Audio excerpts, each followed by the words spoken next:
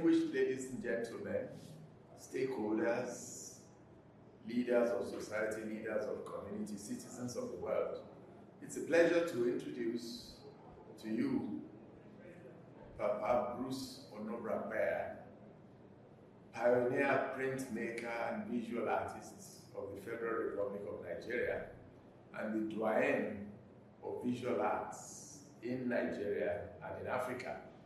He has exhibited in most major cities of the world, and he, today, at 90, remains one of the leaders and the pioneers of institutional memory in Nigeria and in Nigerian institutions. So it is a great privilege for me to welcome Papa Bruce Onobrakpeya. You're most welcome, sir. Thank you, Professor. Yes. Layiwola. I'm grateful and I'm happy about this interview. Thank you so much, sir. Now, sir, we are grateful to have you here on the set. We know that you and your colleagues were pioneers of the Zaria Art School. Yes. Would you like to tell us a bit about your time in Zaria as the pioneer art students of Nigeria? Yes. Thank you, Prof. Yes, sir.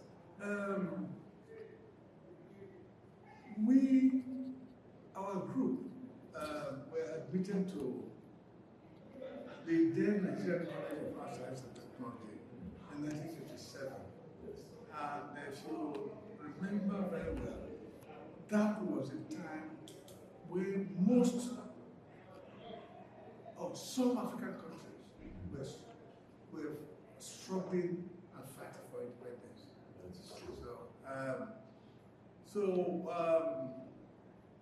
Straight away from the time we entered the college at Zaria, in the northern part of Nigeria, we were caught up in the ferment, the political ferment of the time. And we were inspired by speeches of people like Namdi Azikiwe, Layiwola, Senghor, Kwame Nkrumah, Jomo Kenyatta, and so on. And as artists, we started to really see what we can do, what we can do in order to really take Africa up and put it as a member of the world group, to be respected not just for being a member, but also to carry with us ideologies and a lot of things that can set us apart and yet make us accepted as contributing to the wealth, cultural or financial or anything of nations. Thank you. So the result, with that kind of atmosphere, that kind of feeling, our leader, we formed a society, and Uchu Keke, who was the president at that time, actually came up with the formula of synthesis, which was look back into your time, go back, and then dust and pick up the good things, and then re-examine them, dust them up, and use them in your movement forward. Certainly, Africa has lived for millions of years, and there are some good things about them. We should not allow colonialism to destroy some of those good traits. Dust them up and use them to move forward. That was put that kind of philosophy was just put in a nutshell as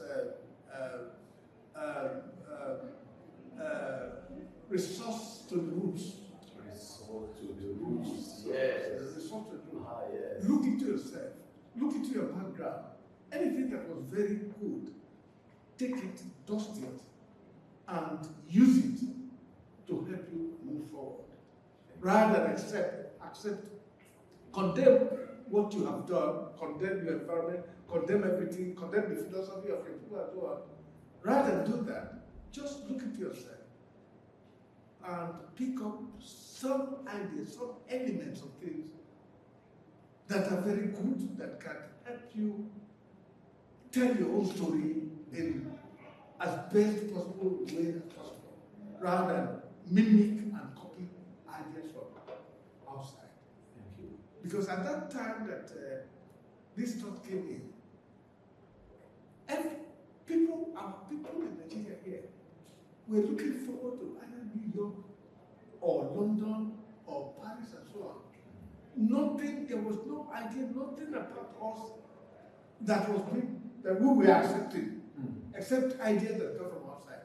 So this philosophy of going back to the roots, looking into ourselves, and taking things that are really very good, dusting them up, and using them as basis for living, for telling stories about ourselves, came in as very, as something that was very good.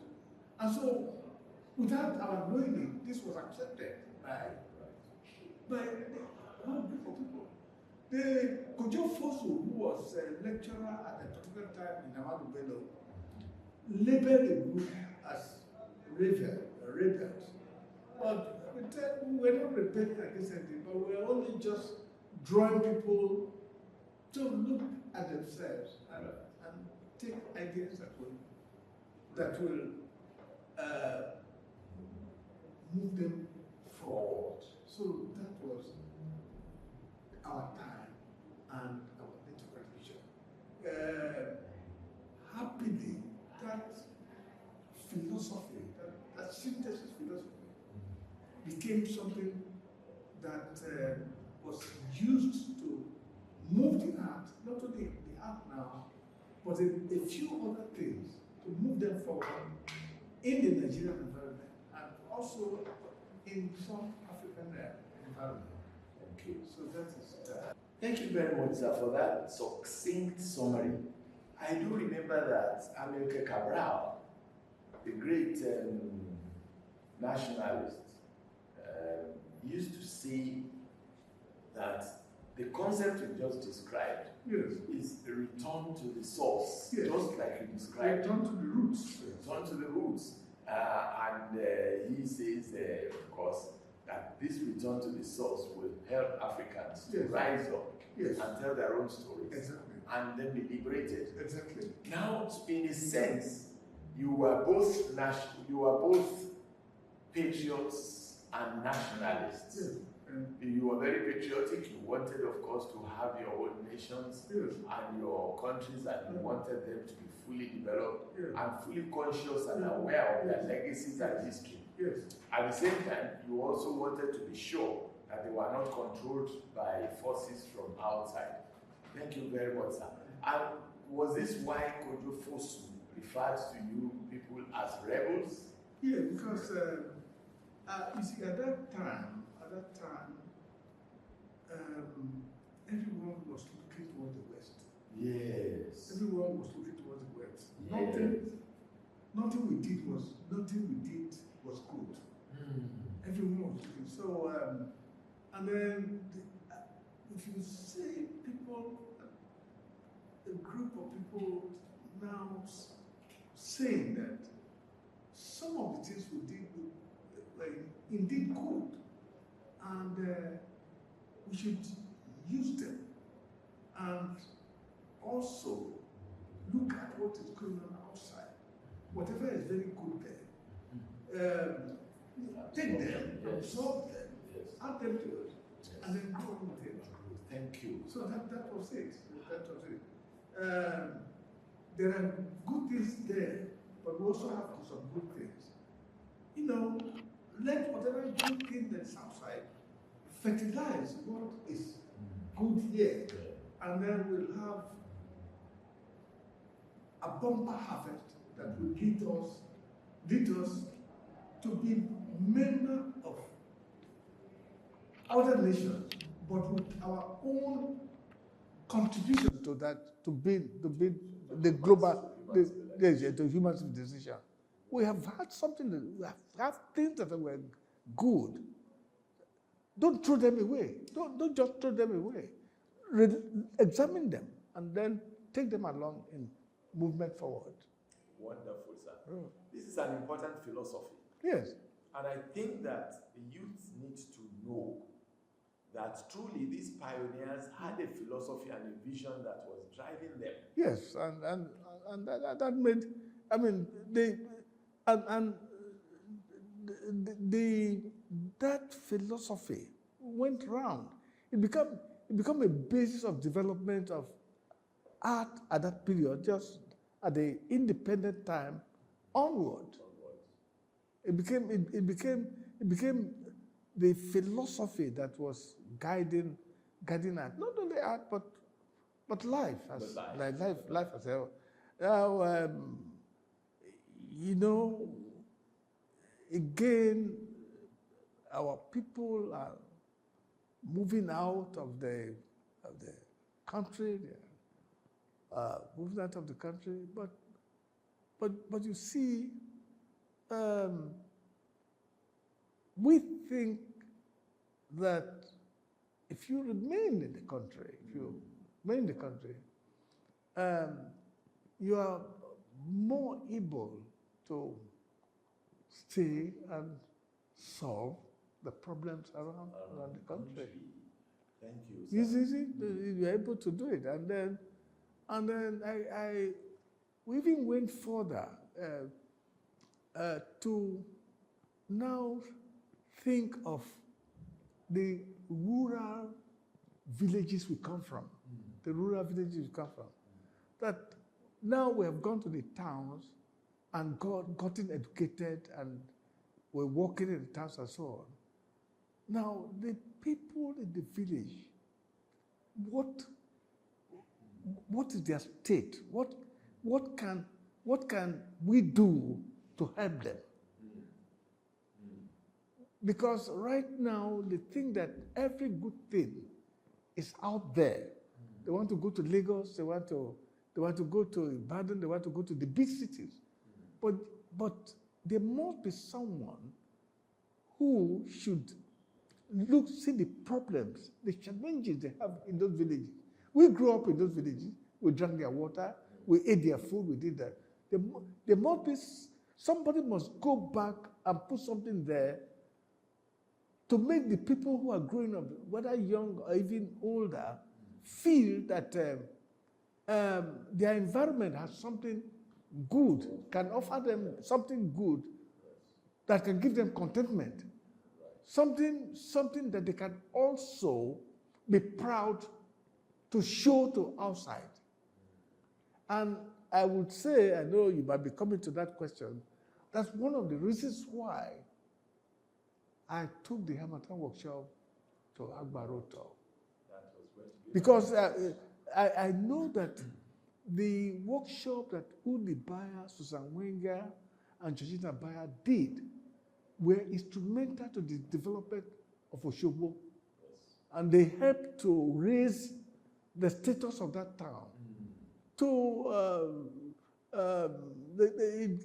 It has a UNESCO, the UNESCO gave it a status, which was enviable.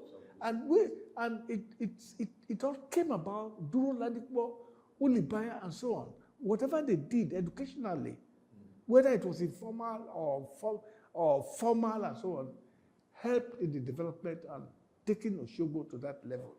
And I thought that that kind of thing, an educated person, an artist, should be able to do it for his own village. Because many of us have been, more than 3/4 of us here, We all come from small places. That is true.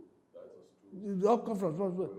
Whatever you do that is good and so on, please take it back to that place and use it to raise the morale, raise the economy, and raise the personality of those, the standard of living of those people. And that's what we're doing. Yeah. And how far are you optimistic that the Agbaroto workshops, the summer workshops at Agbaroto, yes. How far are you optimistic that it has achieved this goal? Tremendous, fantastic. It has achieved this goal. I have a film that I showed in Abuja when I went to give that lecture, and I still show it, and I will be going to, in 3 days' time, I'll be going to Abidjan, and as a speaker in one of these fairs, art fairs and so on. You can see the young people, the schools all around, from Warri down to Benin to Asaba and so on, they all come to see people do the art and see what we have there. And then the environment that we have in Agbaroto there is being used for films, it's being used for musical demonstrations, and there is no visitor who would, within the radius of several miles, visitor who will come from either London or Lagos or anywhere, visit somebody in that area, that they would never bring it to Agbaroto, to the workshop to see. And the last time I saw a young man, he came from Isoko area. I said, well, why did you do this? He said, no, that there's no way a visitor of his can come from a place like Lagos and he will not bring it down here, because this is one of the best things that has happened to them.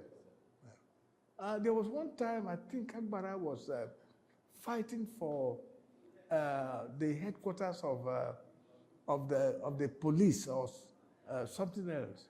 And then one of the representatives from Agbaroto just mentioned in Asaba that we have a museum in Agbaroto. That silenced everybody. In other words, there's an element of civilization around that place that some of these other towns could not claim. But you see, since we've been to Agbaroto, we came in first before the ecumenical decision. And it is the success of the Hamatan workshop, the success of the ecumenical center, which brings a lot of people down there, the Hamatan workshop brings a lot of people too, must also be the backbone beyond the establishment of a university, Michael and Cecilia Ibu University in Agbaroto. So you find that because Agbaroto, because the Hamatan workshop is there, a lot of good things are happening. Now, a person like Ali Baba, who is in performance and stand-up comedy, he comes from Agbaroto there. And there are young people he has inspired.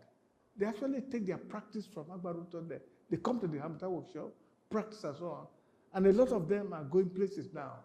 So you see, we're having tremendous influence. The young people, when we entered Agbaroto, the young people were very shy. The women, for instance, they would not talk about their past. They would not talk about the stories. They would not talk about this. But right now, they are very, very bold. They express themselves and so on and so forth. So those are the good things.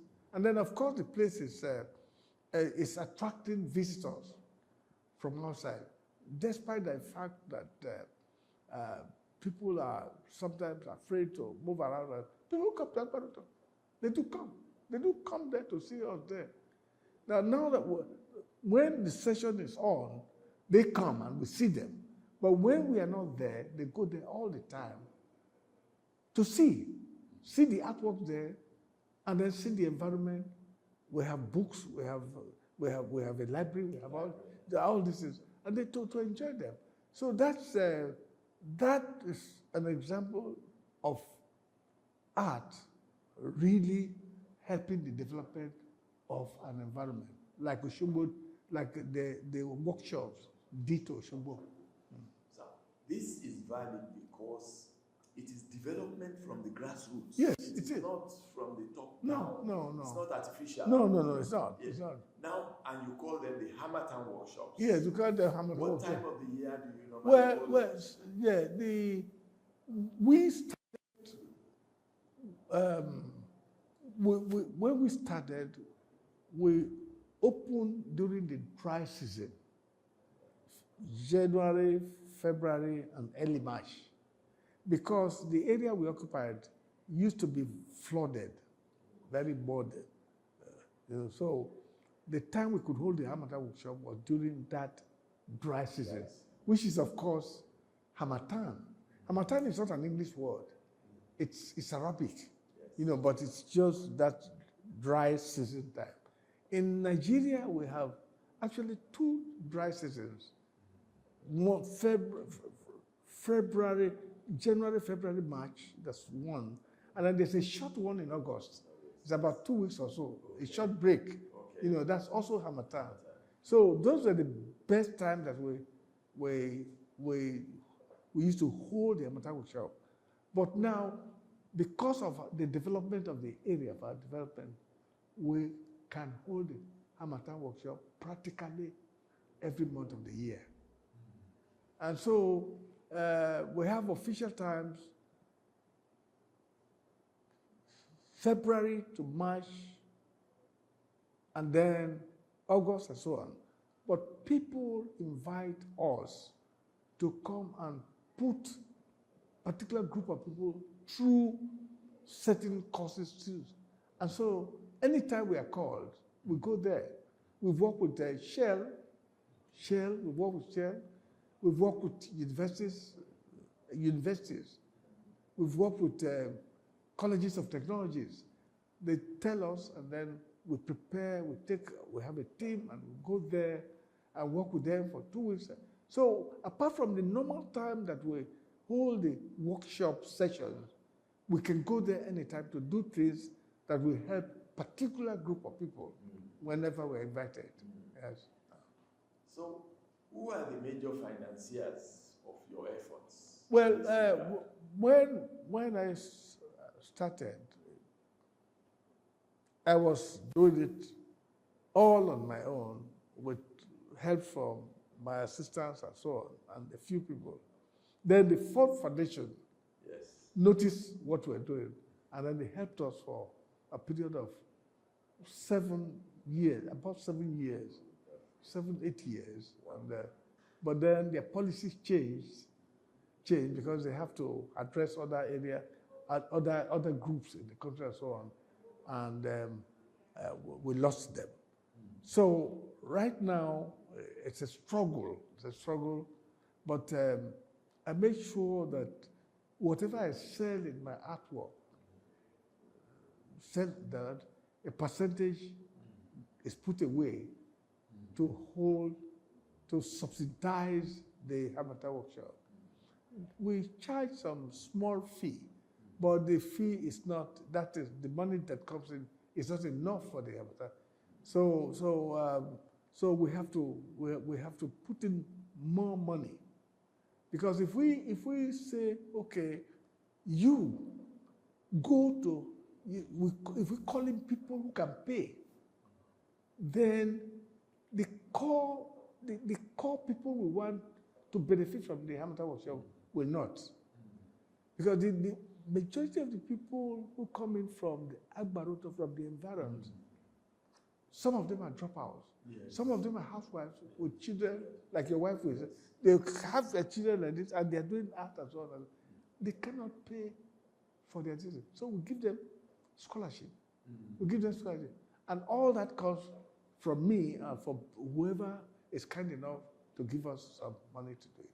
So we need help, and that was why I mentioned it when we had a talk in the Freedom Park in Lagos, that if we can have something like a UNESCO bursary or some other group of people helping us, putting our money there, we will have more people, and we'll be able to expand to some other countries. Right now, we have people from Ghana, Togo, Benin Republic, Cameroon. We have people come from America, Canada, Belgium, and even Sri Lanka, the Indian continent, and so on. So but we'll be able to expand. We'll be able to advertise, and people from all over can come in there and have their taste life in Nigeria, get something that is unique from us, and take it away. In that way, we are promoting a lot of things.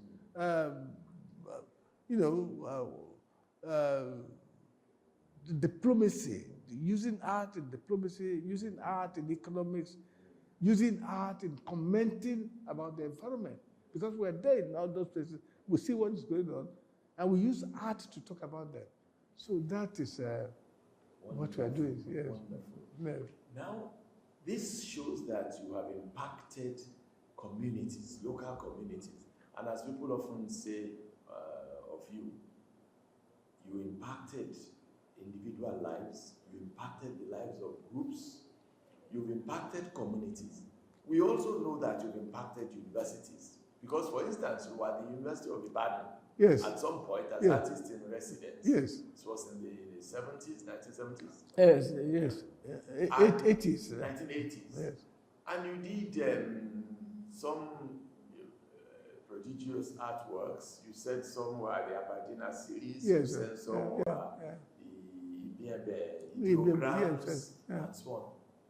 How have these, where do these ones stand in your philosophy that you've established? Oh, well,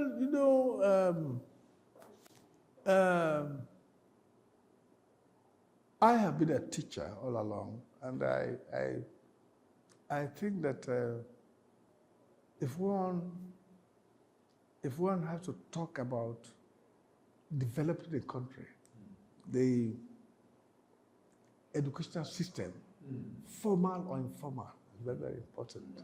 And so, and then I also believe that the art is something that brings countries together.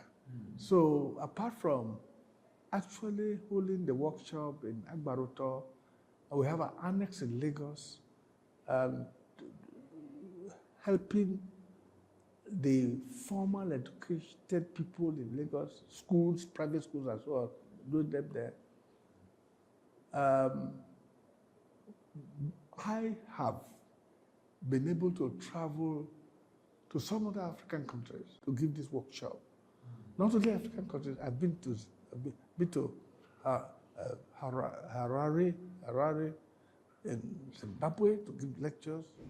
I have been to, I've taken our group to Dakar to do something, and have sponsored the overland route so that people from the Harmattan workshop can travel overland from Lagos through Ghana to Burkina Faso, through some of this to Dakar, just to experience it. So those are educational things we do. And then we do. And then I have been artist in residence also in Elizabeth City State University. I have gone to Tacoma to teach. I have also in Tacoma there, I interacted with the university in Pacific Lutheran University. And all along, I have had exhibitions. And recently too, this year, I have gone to San Diego and exhibited. You know, when you exhibit, you are actually taking the story of the country, of the art, of the culture, of the civilization alongside with you. I have done that, and all. So these are the method in which we're using the art to affect not only our people, but the rest of the world, and bring Nigeria to being a contributor to civilization in the world. Thank you, sir. Now, so youths now, I'm sure you have some advice, some guidance for youths, especially for because you have a lot of disciples now, and acolytes who say that they've not only benefited from the Hamatan workshops at Agbaroto, they've also benefited from your mentoring, your continuous mentoring. And also they study you, they study your methods, and some of them say you stay active and healthy, and you are also at the same time able to project your work, your prodigious production of artworks. And some of them continue to wonder how you do it through the ages until at 90, that you are still as productive as ever. What advice would you give to youths of Nigeria and youths of the world, youths coming from any other parts of the world, who also have come to benefit from your vision of the Hamatan workshops at Agbaroto? Thank you very much. Well, I tell the young people that they should, if they discover they have the talent, they should try and develop it. They should not look at the financial side of it alone, but just try, go ahead and develop it, and develop it. In that way, they will get something out of it. I also tell the youth that if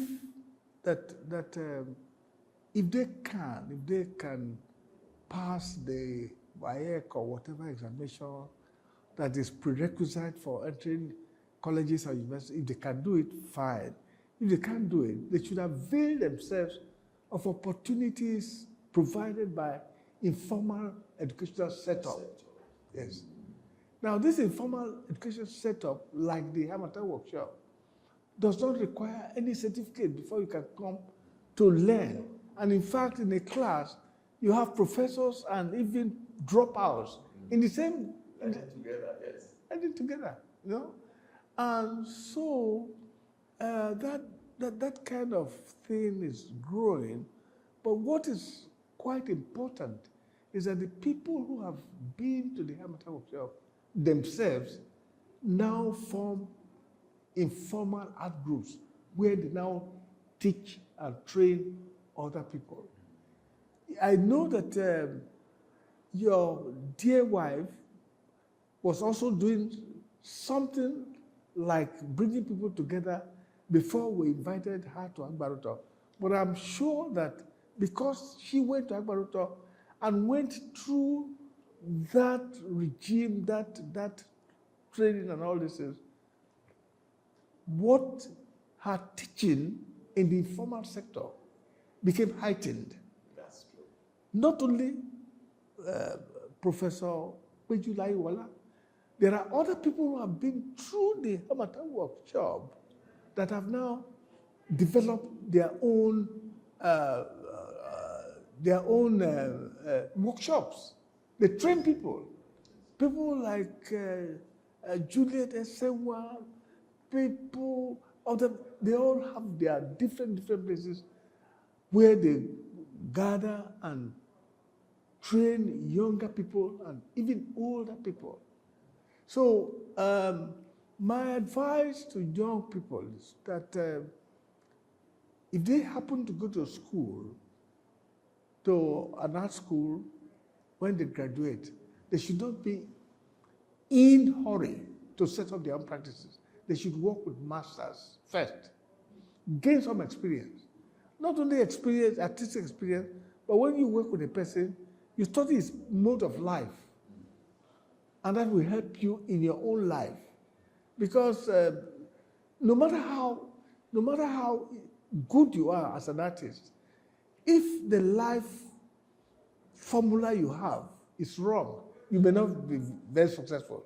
So pick someone who is a mentor, study his way of work, connected with the art, and connected with other people, and you will learn something that will put you straight when you are on your own.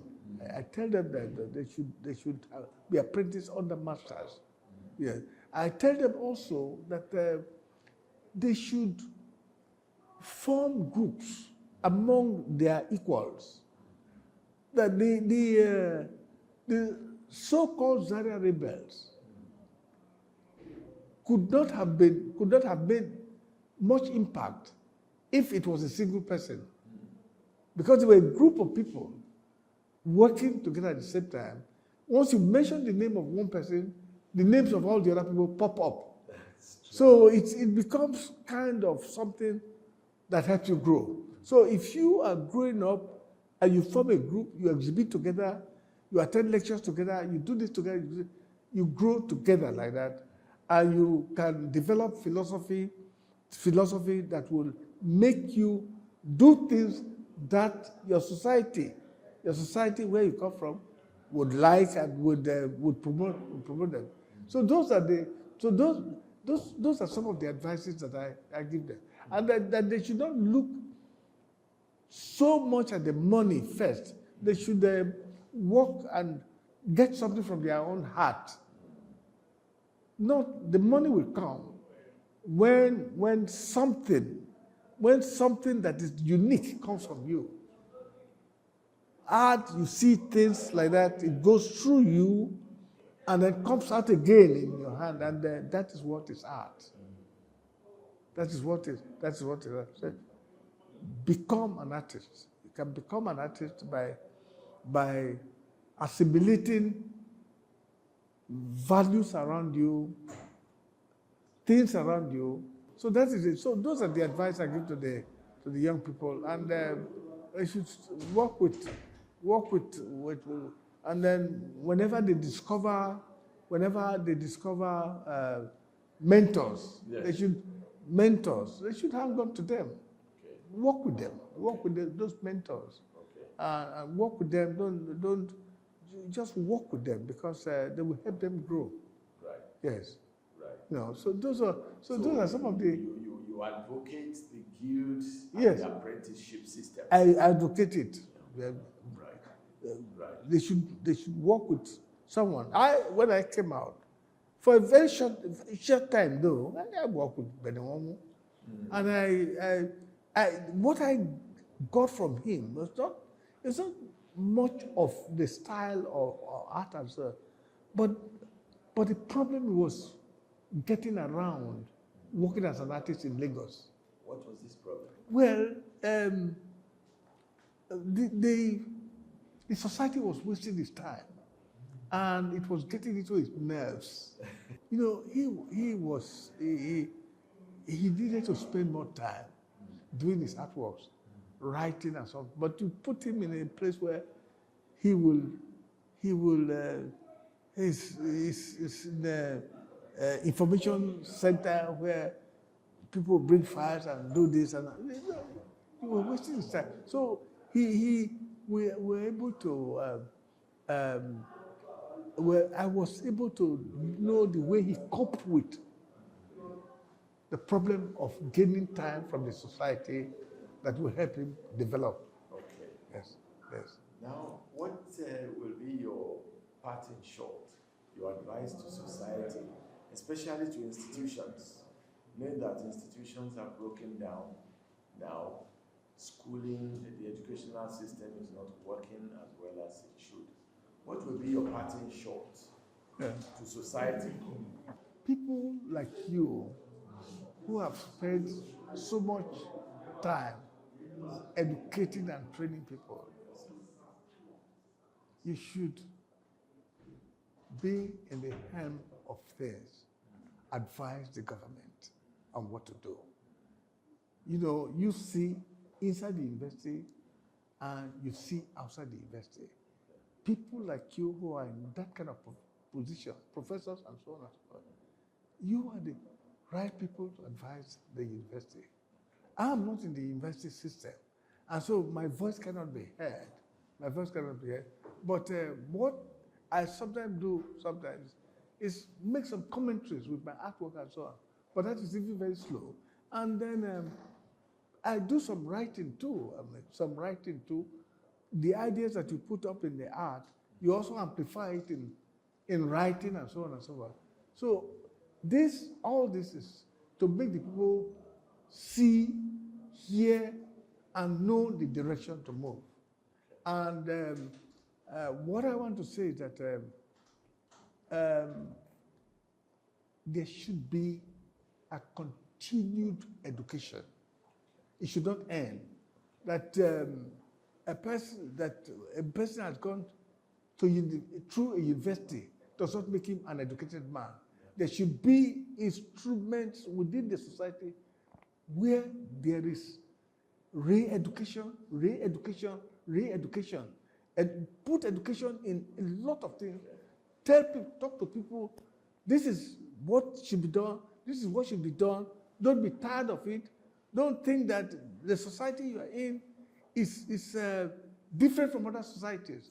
In some of these other societies, continued education in elementary school, in secondary school, in universities, and so on and so forth. And that's going on all the time. So that should go on all the time. And the country will reach a level whereby they will certainly grow to understand a lot of things, and where we can